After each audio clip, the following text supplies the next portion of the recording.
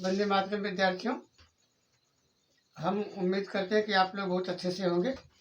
आइए आज हम लोग चर्चा करते हैं हालांकि फ्यूचर टेंस पर, जिसके पहले आप लोगों ने प्रेजेंट पास्ट दोनों आपका पार्ट खत्म हो गया है। तो आइए आज हम लोग चर्चा करते हैं फ्यूचर टेंस पर। देखिए एक एक शब्द पर ध्यान दीजिएगा आप। फ्यूचर, फ्यूचर की स्पेलिंग में ध्यान दीजिए। देखिए क्या लिखा है, फ्यूचर। अगर इसको देखा जाए तो अगर पढ़ा जाए तो इसको क्या पढ़ते हैं, लगता है इसे फ्यूचर लिखा है, लेकिन वास्तव में क्या आपका फ्यूचर है। इसका नियम है उच्चारण का। क्या नियम है, यदि टी के बाद यू आर ई आता है तो टी को क्या पढ़ा जाता है, चा पढ़ा जाता है। हाँ, इसको देख लीजिएगा, यानी कि टी के बाद यू आर ई आए तो टी को क्या पढ़ा जाता है, चा पढ़ा जाता है। इस नियम को अगले पार्ट में आपको बताया जा चुका है। खैर देखिए, क्या फ्यूचर टेंस है और ये आपका क्या पार्ट कहने का मतलब 13 पार्ट हम लोग देख चुके हैं, पढ़ चुके हैं। आज हम लोग 14 पार्ट पर चर्चा करते हैं। देखिए, जैसा कि आप लोग जानते हैं नियमानुसार कि हम लोग विश्लेषण के माध्यम से पढ़ते। देखिए फ्यूचर, फ्यूचर को हिंदी में क्या बोलते हैं, भविष्य। भविष्य, भविष्य की पहचान क्या होती है, वाक्य अंत में क्या आता है, होगा, होंगे। और इसके लिए अंग्रेजी में क्या लिखा जाता है, विल बी या शैल बी लिखा जाता है। टेंस का मतलब क्या होता है आपका, काल। देखिए आप, सबसे पहले हम लोग चर्चा करते हैं कि विलय शैल की उत्पत्ति कहाँ से हुई, कैसे विलय शैल लिखा जाता था, यानी कि इसकी उत्पत्ति कहाँ से कैसे हुई, आज हम लोग चर्चा करते हैं। देखिए इसके पहले हमारे ग्रामेरियन महोदय ने इसकी चर्चा बताया था कि ये सब किससे बना है, मतलब किससे बना है, विष से। किससे बना है, विष से। देखिए आप, WISH। इसमें क्या है, इसी को जब हम तोड़ देते हैं, ये क्या कहा, इसको इसमें से इतना तोड़ दीजिए आप, क्या बना आपका WIL। इसमें यल आपका प्रत्यय लगा देते हैं, और इसमें क्या लगा देते हैं, SH, ये LL प्रत्यय लगा देते हैं। तो LL प्रत्यय इसमें लिखा, LL प्रत्यय इसमें लिखा, तो दोनों को तोड़ने के बाद क्या बनता था, यानी कि विलय शैल बन जाता था। तो पहले की इस मतलब इसको क्यों बनाया गया, वाक्यों को सार बनाने के लिए, संक्षिप्त बनाने के लिए बताया गया था। इसके पहले देखिए लिखा जाता था, वाक्य लिखा था, I wish that I read a book. I read a book. अब ये चीज देखिए, पहले के समय में जब स्टार्टिंग में हम लोग का मतलब इंग्लिश से ग्रामर स्टार्ट किया गया तो ये वहाँ कैसे लिखा जाता था। लेकिन धीरे धीरे फिर हमारे ग्रामीण ने इसको क्या किया, इसे इम्प्रूव किया, कुछ सुधार किया। तो सुधार करने के बाद क्या किया, विष को तोड़ दिया इन्होंने। विष को तोड़ करके क्या बनाया, अभी आप बताया जाना क्या है कि WI और उसके बाद क्या SH, ये दोनों मिलकर के बने आपके। इसमें LL प्रत्यय लगा दिए, इसमें क्या LL प्रत्यय लगा दिए, क्या बन गया आपका, बिल बन गया, शैल बन गया। अब ये चीज कैसे कहा जाता है, आई शैल रीड ए बुक। अब देखिए कितना फर्क हुआ, यानी कि पूरा यहाँ से लेकर के यहाँ तक कितने वाक्य को हटा दिया गया, तब जाकर के एक वाक्य बन गया। तो मुझे उम्मीद है आप लोगों को समझ आ गया होगा कि विलय शैल शब्द की उत्पत्ति कहाँ से होती है, विष शब्द से होती है। अब इसके बाद देखिए दूसरी चीज देखिएगा, इस टेंस के पढ़ने के पहले जो छोटी छोटी जानकारियां हम लोगों को जाननी चाहिए। देखिए इसके पहले आप लोगों ने पढ़ा, जितनी टेंस आपने पढ़ा, सब में देखा गया कि वचन की दृष्टि से क्रियाओं का प्रयोग होता था। लेकिन यहाँ पर क्या आपको वचन की दृष्टि से क्रियाओं का प्रयोग नहीं करना है, किसके हिसाब से करना है, मतलब करना है आपको किससे, पर्सन के हिसाब से। देखिए पर्सन क्या है आपका, जब हम लोग पर्सनल प्रोनाउन पढ़ते हैं तो उसमें आप लोगों ने पढ़ा होगा कि पर्सनल प्रोनाउन 3 प्रकार के होते हैं। एक होता है फर्स्ट पर्सन, एक होता है सेकंड पर्सन, और एक होता है थर्ड पर्सन। तो फर्स्ट पर्सन में क्या है, फर्स्ट पर्सन में क्या आता है आपका, आई आता है, बी आता है। और उसके बाद सेकंड पर्सन में क्या आता है, फर्स्ट पर्सन के यहाँ प्रोनाउन फर्स्ट पर्सन। और सेकंड पर्सन में क्या होता है आपका, यू होता है। और थर्ड पर्सन में क्या होता है आपका, ही होता है, सी होता है। उसके बाद क्या होता है आपका, इट होता है, उसके बाद क्या, दे होता है। इतने आपके थर्ड पर्सन में। तो यहाँ पर जो क्रियाओं का प्रयोग होगा, ऐसे दो क्रियाएं हैं, तो निश्चित रूप से आपको मालूम होना चाहिए कि 2 क्रियाएं, जिसका मतलब 2 नियम होंगे।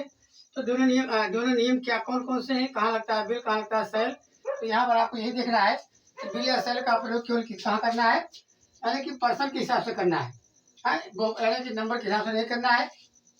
तो यहाँ पर पर्सन के हिसाब से, तो फर्स्ट पर्सन के साथ क्या लगता है आपका सेल लगता है, और सेकंड और थर्ड पर्सन के साथ क्या लगता है, बिल लगता है। आइए हम लोग चर्चा करते हैं इसमें।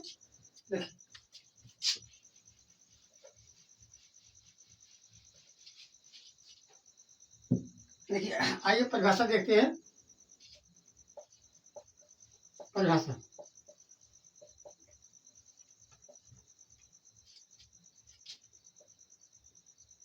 आने वाले समय में आने वाले समय को हम क्या बोलते हैं, भविष्य कहते हैं। चाहे आप लिखिए आने वाले समय लिखिए, चाहे आप भविष्य लिखिए, दोनों बात एक ही है। आने वाले समय में जब किसी वस्तु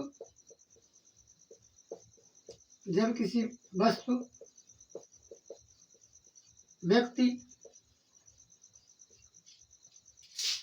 कार्य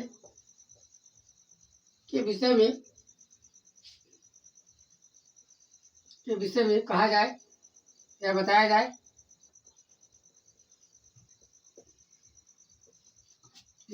जाए तो उसे फ्यूचर टेंस कहते हैं।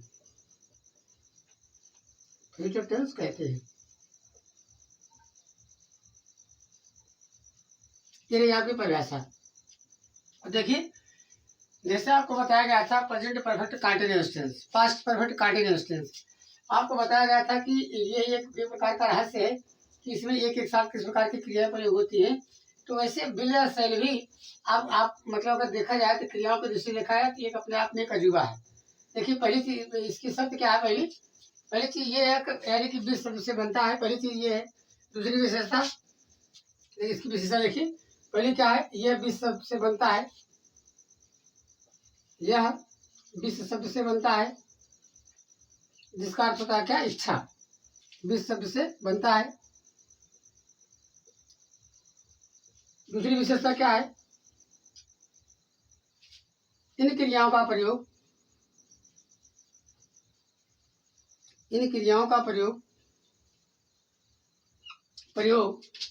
पर्सन की दृष्टि से होता है,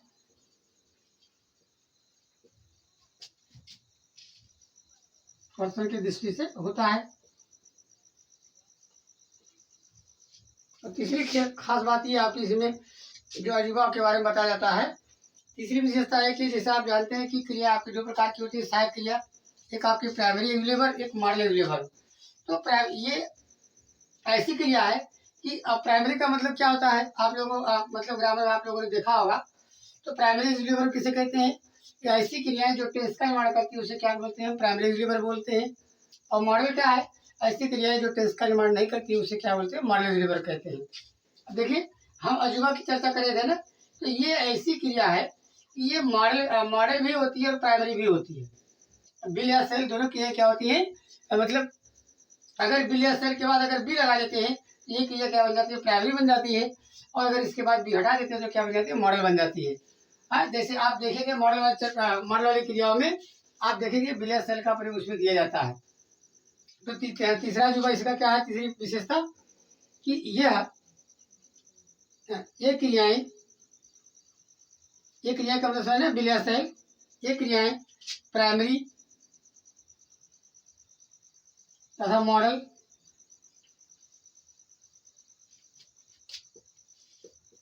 दोनों क्रियाओं का काम करती है,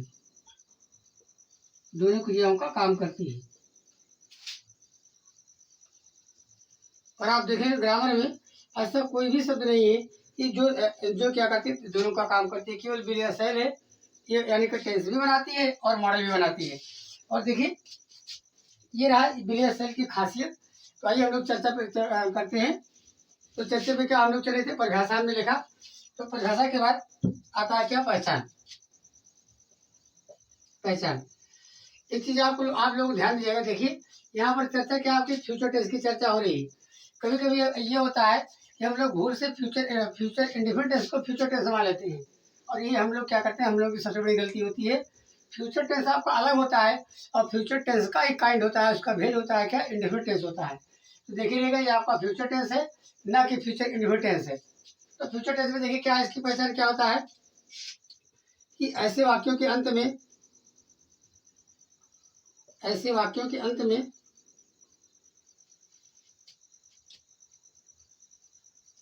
में होगा,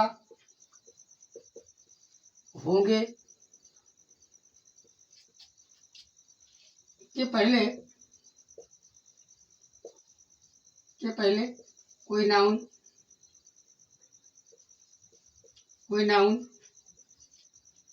एडजेक्टिव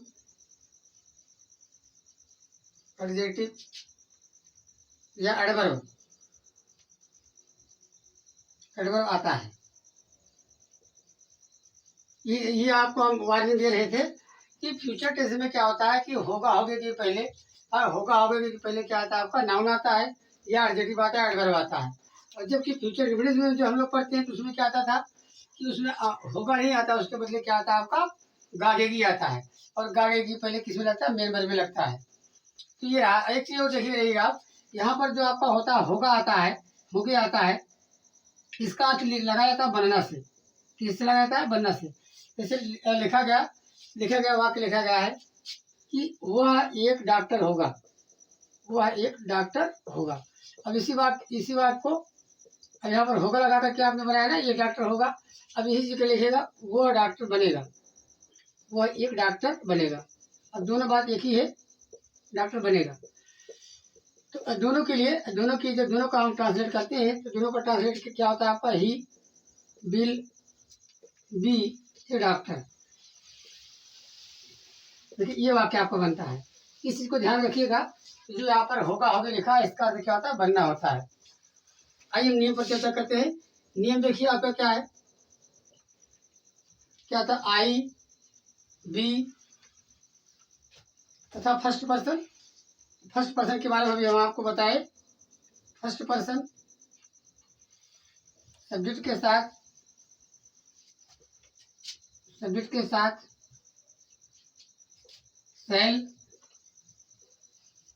शैल बी एवं शेष अन्यकर्ता के साथ। अब शेष अन्यकर्ता कौन बन रहा है आपका, शेष अन्यकर्ता को बन रहा है आपका क्या, यानी कि सेकंड पर्सन और क्या आपका थर्ड पर्सन है। शेष अन्यकर्ता के साथ विल का प्रयोग किया जाता है, विल का प्रयोग किया जाता है।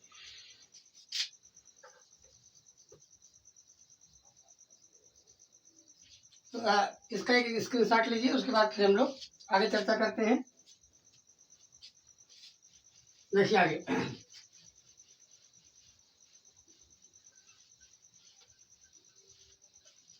देखिए क्या आपका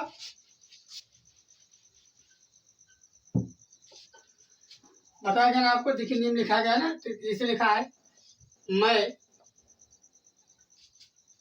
एक लेखक बनूंगा, मैं एक लेखक बनूंगा। देखिए अब ये वाक्य आपका है आपका। अब इसी वाक्य को चाहे आप ऐसा लिखिए बनूंगा, बनूंगा लिखिए, चाहे क्या लिखेंगे, या मैं एक लेखक हूँगा।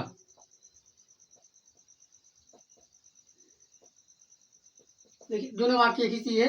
अब क्या लेंगे आप, अभी आपको क्या बताएगा, आई बी के साथ क्या लगाएंगे, हम सेल लगाएंगे। लिखिए आप आई, लिखिए आप, फिर इसके क्या लगाएंगे, आप सेल लिखेंगे। आई सेल बी ए राइटर, ये आपका रहा, वाक्य रहा आपका मतलब ट्रांसलेट। और इसी चीज को अगर आप देखते हैं मतलब क्या लिखते हैं, आई बी के अलावा जो शब्द आता है लिखा ऐसे, वह एक नर्तिका बनेगी,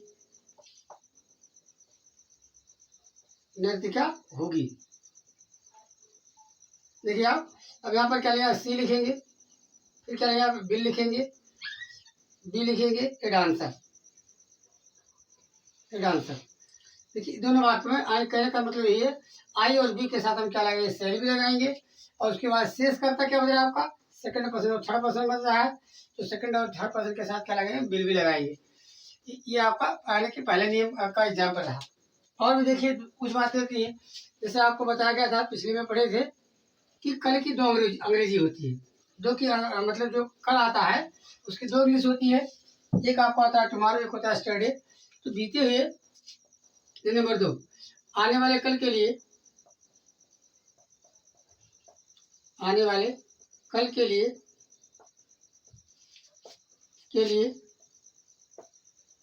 टुमारो लिखा जाता है, टुमारो लिखा जाता है। देख लीजिए टुमारो शब्द पर ध्यान दीजिए आप। अगर टुमारो शब्द पर देखते हैं तो देखते हैं आप लोग, देखते हैं इसे लिखा है आपका टुडे, क्या लिखा है आपका टुडे। फिर इसको आप देखिए, लिखिए टू नाइट, क्या लिखा जाता है टू नाइट, टू नाइट। तो वैसे क्या लिखा है टुमारो लिखा है, तो कहने का मतलब टुमारो। देखिए आप टुमारो, इसमें यानी कहते हैं टू कॉमन है, इसमें टू कॉमन है, इसमें क्या टू कॉमन है। तो कहने का मतलब ये है कि अगर इसमें देखा जाए तो केवल मारो शब्द जो होता है, मारो शब्द जो होता है इसका क्या होता है आपका कल होता है, कल होता है। लेकिन इसके पहले टू लगा देते हैं तो टू ये क्या बताता है, समय का निर्देश करता है। इसीलिए सब में क्या आपका कॉमन शब्द है टू शब्द। यानी टू नाइट आज की रात, टूडे आज का दिन। और अगर मारो के पहले टू लगा देते हैं इसका मतलब यानी कि आने वाले कल की चर्चा यहाँ पर होती है। तो ये आपका क्या, अरे टुमारो शब्द का निर्माण। और भी इसके बारे में ऐसे ऐसे आपको रहस्य देखने को मिलेंगे। आने वाले कल के लिए क्या लिखा जाता है, टुमारो लिखा जाता है। और तीसरा नियम पर हम लोग चर्चा करें। तीसरा नियम क्या है, दृढ़ता प्रकट करने के लिए, दृढ़ता क्या है, दृढ़ता प्रकट करने के लिए, दृढ़ता प्रकट करने के लिए आई बी के साथ, आई बी के साथ विल बी, शेष अन्य कर्ता के साथ, शेष अन्य कर्ता के साथ, कर्ता के साथ शैल भी लिखा जाता है, लिखा जाता है। देखिए इस टेंस में जितने भी शब्दों का निर्माण हुआ, एक अजीब प्रकार का शब्दों का निर्माण हुआ है। बिल या शैल के बारे में आपको बताया गया। अब देखिए अगर हिंदी में कोई वाक्य जैसे लिखा है, इसमें क्या लिखा है दृढ़ता, तो दृढ़ता लिखा है। तो दृढ़ता का मतलब क्या होता है, जब किसी वाक्य को बाध्य कर दिया जाए। अब जैसे बाध्य करने के लिए आपने एक वाक्य पढ़ा था, एक चैप्टर था आपका ऑब्लाइजेशन एक्शन, उसमें भी वही बात होती है, वही बात इसमें भी हो रही है। तो यहाँ पर दृढ़ता अगर प्रकट होता है तो जैसे वाक्य लिखा है, देखिए मैं स्कूल अवश्य जाऊंगा, मैं स्कूल अवश्य जाऊंगा। देखिए इसमें किससे दृढ़ता प्रकट हो रही, अवश्य से, सॉरी वाक्य मैं एक अध्यापक अवश्य बनूंगा, मैं एक अध्यापक अवश्य बनूंगा। अब देखिए आप दृढ़ता किससे प्रकट हो रही, अवश्य से। जैसे आपको देखते होंगे आप, अवश्य के लिए कभी कभी कंपलसरी लिखा जाता है, कभी कभी कुछ लिखा जाता है। तो यहाँ पर कभी कभी मोस्ट लिखा जाता है। तो यहाँ पर आपको मतलब अवश्य शब्द के लिए आपको कोई अलग से आपको कोई वर्ड, इसका वर्ड इस्तेमाल नहीं करना है, बल्कि क्या कर देना है कि वही आप नियम में थोड़ा बदलाव कर दीजिएगा। क्या, तो जहाँ पर नियम बताया आई बी के साथ क्या लगाते हैं, सेल लगाते हैं, तो वहीं पर क्या कर देंगे हम, आई बी के साथ क्या लगाएंगे, बिल लगा देंगे। बस ये डिफरेंस है आपका। आई लिखिए आप। अब यहाँ अवश्य आया है इसलिए हम क्या लगाएंगे, बिल। लगाना क्या चाहिए था, सेल, लेकिन अब यहाँ इसकी वजह से क्या लगाए हम, आई बिल। फिर लिखिए आप, फिर टी से लिखिएगा, आई विल बी टीचर। इन चीज़ों को आप ध्यान दीजिएगा कि देखिए यहाँ पर क्या करना है। अगर किसी वाक्य में शब्द मतलब अवश्य शब्द आया है, अवश्य शब्द के अगर हम कुछ भी नहीं लिखेंगे, बल्कि क्या करेंगे, आई बी के साथ जो सेल लगता था वही आपके साथ क्या लगा देंगे, बिल भी लगा देंगे। बस यही है। तो इसमें देखिएगा इसका, इस वाक्य का क्रम लिख लीजिए आप। क्रम क्या आपका, क्रम है आपका, पहले आप सब्जेक्ट लिखेंगे, फिर आप क्या लेंगे, बिल या सेल, बी लिखेंगे। फिर अगर आपका कोई आर्टिकल आता है, ए एन डी आता है, ए या एन आता है, लिखेंगे आप। उसके बाद क्या लिखेंगे, नाउन लिखेंगे, चाहे नाउन लिखिए। और जैसे बात क्या है आप, या एडजेक्टिव लिखिए, एडजेक्टिव लिखिए आप। और चाहे क्या लिखिए, एडवर्ब लिखिए आप। जैसे वाक्य में आपको वाक्य के अनुसार हम लोग नियम करेंगे। फिर आपका क्या अफर्मेटिव सेंटेंस रहा, यानी किसका, फ्यूचर टेंस का। तो दो तीन चीजें आपको ध्यान से फिर से देख लीजिए। क्या ध्यान देना है इसमें? नियम दो नियम, तीन नियम है। नंबर 1 नियम आपका क्या है? आई बी के साथ सेल भी लगाएंगे, शेषकर्ता के साथ बिल भी लगाएंगे। आने वाले कल के लिए क्या लिखा? तुम्हारे लिखा जाता है। और तीसरी चीज क्या आपका? जब वाक्य में बाध्यता प्रकट की जाए, दृढ़ता प्रकट की जाए, तो दृढ़ता प्रकट करने वाला आपको क्या करता है? आई बी के साथ क्या लगाते हैं? सेल की जगह पर बिल लगाते हैं। ये रहा आपका फ्यूचर टेंस के नियम अफर्मेटिव का। और इसका क्रम क्या है? सब्जेक्ट लिखेंगे, फिर बिल भी या सेल भी लिखेंगे। फिर अगर नाउन आए तो उसके पहले एल लगाना पड़ेगा आपको, लिखेंगे तो वहाँ पर क्या लगाएंगे आप? एल लगाएंगे। अगर आपका एडजेक्टिव आता है, एडवर्ब आता है, तो उसके पहले एल लगाने की कोई आवश्यकता नहीं होती है, तो वहाँ नहीं लगाएंगे हम, तो केवल मतलब क्या लगाएंगे? एडजेक्टिव लिखेंगे या एडवर्ब लिखेंगे। फिर आपका अफर्मेटिव सेंटेंस। आइए हम लोग निगेटिव की चर्चा करते हैं।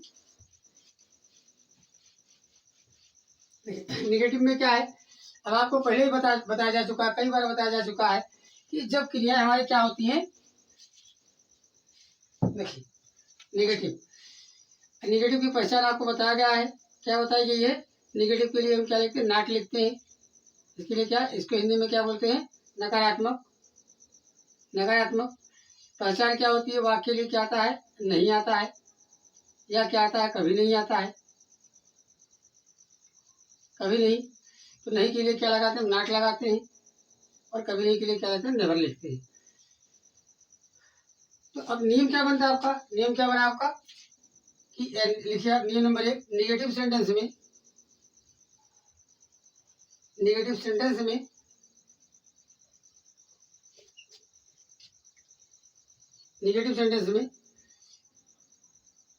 नहीं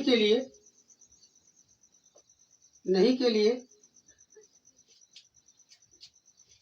बिल या सेल के बाद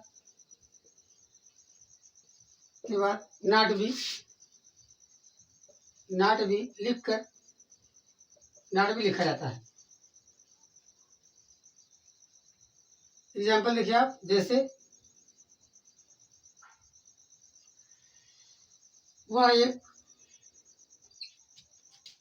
वह पागल नहीं होगा।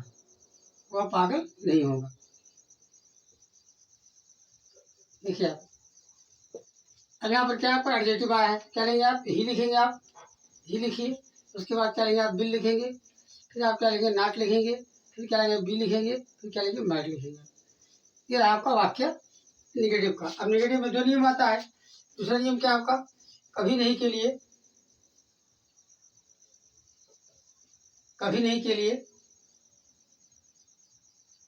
नेवर का प्रयोग करते हैं। वैसे इसमें नेवर का प्रयोग आपको आएगा ही नहीं है। जैसे लिखा है कभी नहीं के लिए नेवर लिखा जाता है।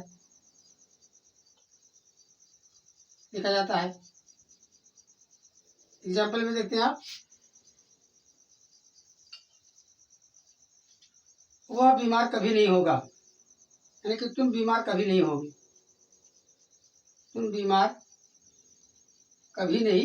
होगी। ये वाक्य। अब इसका जब ट्रांसलेट करते हैं क्या होगा? यू विल नेवर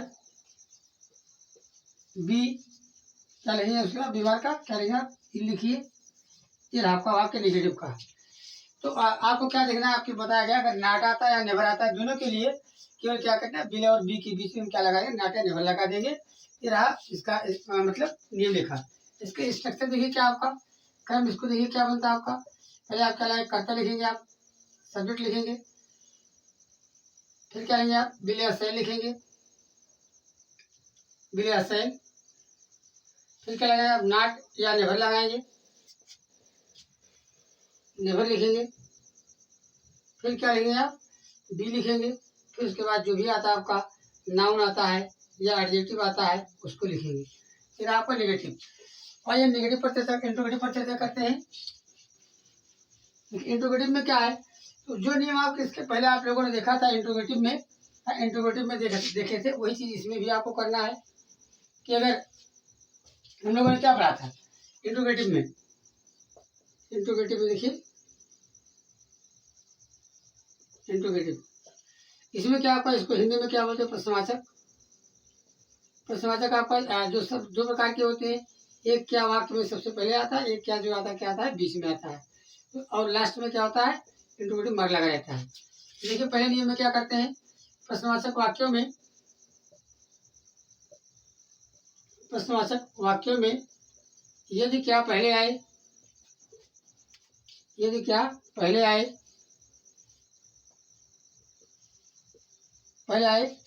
तो विल या शैल, उस सब्जेक्ट के पहले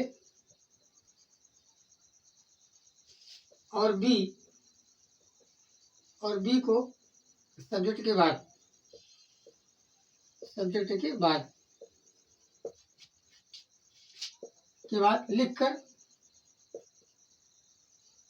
लिखकर अंत में क्वेश्चन मार्क लगा देते हैं।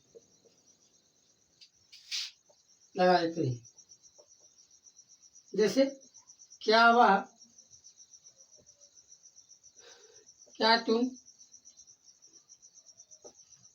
तुम नाराज हो गए। तो यहाँ पर क्या लगेगा आप, यानी कि बिल लिखिए आप, फिर इसके बाद क्या लिखेंगे, यू लिखेंगे, फिर इसके बाद बी लिखिए आप, नाराज करेंगे क्या, एंग्री लिखेंगे, एंग्री। ये रहा आपका, यानी कि जब क्या आता है पहले उसके लिए है। अब इसके बाद हम लोग देखते हैं क्या, अगर आपका बीच में आता है तो उसके लिए क्या लिखते हैं हम लोग। देखिए इंट्रोगेटिव सेंटेंस में यदि, क्या, कब, कहाँ आदि प्रश्नवाचक शब्द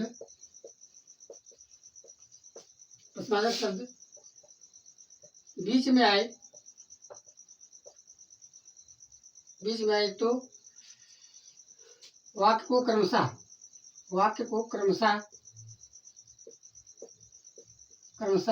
व्हाट, व्हेन,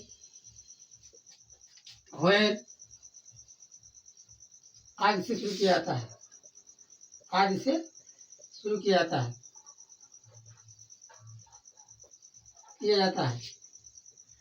फिर बिना से लिखकर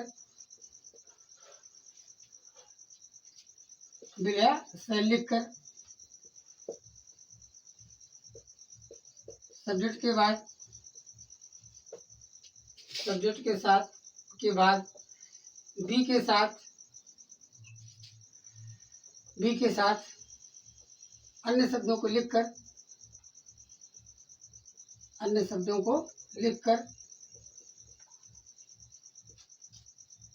अंत में क्वेश्चन मार्क लगा दिया जाता है। तेरा वाक्य जैसे वह इस समय कहाँ होगा, इस समय कहाँ होगा। देखिए ना ये वाक्य आपका। अब देखिए इसमें क्या है, कहाँ आपका बीच में आया है, तो जब कहाँ आपका बीच में आया इसका मतलब क्या करेंगे हम, वाक्य को किसी से करेंगे, व्हेयर से। व्हेयर लिखिए आप, फिर उसके बाद क्या करेंगे आप, अब आपका कर्ता आपका क्या देखिए थर्ड पर्सन में क्या लगाएंगे आप, बिल लिखेंगे आप। फिर उसके बाद क्या लिखेंगे, सब्जेक्ट लिखेंगे, सब्जेक्ट क्या आपका ही लिखिए, ही। उसके बाद क्या लगेगा, बी लिखेंगे, और उसके बाद क्या लिखेंगे आप, बी एट दिस टाइम। ये आपका इंट्रोगेटिव रहा आपका। और देखिए इसके बाद और बताया गया आपको, जैसे बताया गया कि प्रश्नवाचक वाक्य में अगर निगेटिव भी आता है तो क्या करेंगे कि नियम हो आपका, निगेटिव जो है नॉट जो है हमेशा कहाँ लिखेंगे आप, सब्जेक्ट के बाद लिखेंगे। जैसे आपका वाक्य दिया गया है, क्या वह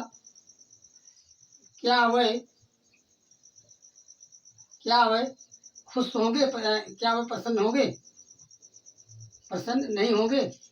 क्या आपका देखिए वाक्य आपका, या इसमें क्या आपका देखिए क्या भी आया है, उसके बाद क्या नहीं भी आया है। इसके लिए क्या करेंगे आप, या आपका थर्ड पर्सन के साथ क्या लगता है, बिल लिखा जाता है, तो बिल लिखेंगे आप। फिर उसके बाद क्या लिखेंगे आप, दे लिखेंगे। फिर यहाँ पर क्या लगाएंगे आप, नॉट लिखेंगे। फिर उसके बाद क्या लिखेंगे आप, बी लिखेंगे। उसके बाद क्या लिखेंगे, हैप्पी लिखेंगे। फिर आपका इंट्रोगेटिव और नेगेटिव दोनों तो मुझे पक्का विश्वास है आप लोगों ने जितने ध्यान से आप लोग देख रहे हैं, पढ़ रहे हैं, ये वाक्य आपको नियम मतलब समझ में आ गया होगा। अब देखिए मेरी फ्यूचर टेंस की। अब फ्यूचर टेंस के बाद देखिए इसके लिए क्या, फ्यूचर टेंस के भेद। फ्यूचर टेंस के भेद इसके कितने भेद होते हैं? इसके 4 भेद होते हैं। जैसे कि आपको पहले प्रेजेंट और पास्ट में बताया गया था, इसके 4 भेद होते हैं। 4 भेद होते हैं। कौन कौन से आपके? देखिए नंबर 1 का क्या आपका फ्यूचर इंडेफिनिट टेंस। दूसरा आपका क्या है? Future continuous tense.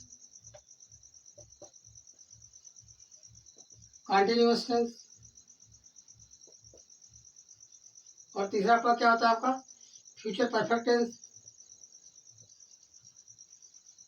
टेंस। और आपका चौथा क्या होता है? यानी कि फ्यूचर परफेक्ट कंटिन्यूअस टेंस।